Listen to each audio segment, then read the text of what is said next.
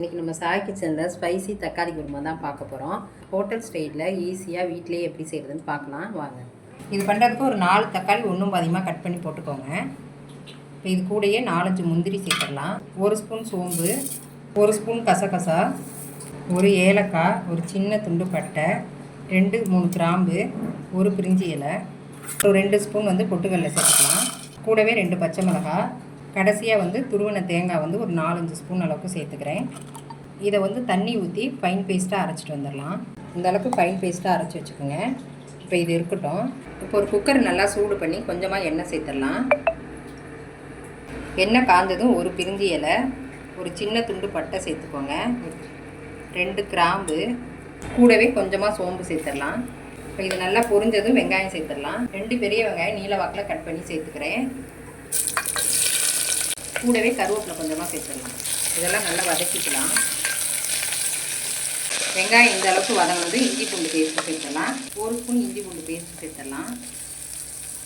இஞ்சி பூண்டோட பச்சை வாசனை போகிற அளவுக்கு வதக்கிக்கலாம். அடுத்ததாக இந்த குருமாவுக்கு தேவையான மசாலா சேர்த்துடலாம். 1 ஸ்பூன் மிளகாத்தூள், 1.5 ஸ்பூன் மல்லித்தூள், கொஞ்சமாக மஞ்சத்தூள் சேர்த்துடலாம். இதோட பச்சை வாசனையும் போகிற அளவுக்கு வதக்கிக்கலாம். அடுத்ததாக கொஞ்சமாக புதினா சேர்த்துக்கலாம். இப்போ இதையும் ஒரு வதக்கிட்டு நம்ம அரைச்சி வச்ச பேஸ்ட்டு சேர்த்துடலாம். இப்போ மிக்ஸி ஜார்லேயே கொஞ்சமாக தண்ணி சேர்த்து அதையும் இது கூட சேர்த்துடலாம். உங்களுக்கு எந்த அளவுக்கு திக்காக வேணுமோ அந்த அளவுக்கு தண்ணி ஊற்றிக்கோங்க. இது ரொம்ப திக்காக இருக்குது, நான் இதில் இன்னும் கொஞ்சம் தண்ணி சேர்த்துட்றேன்.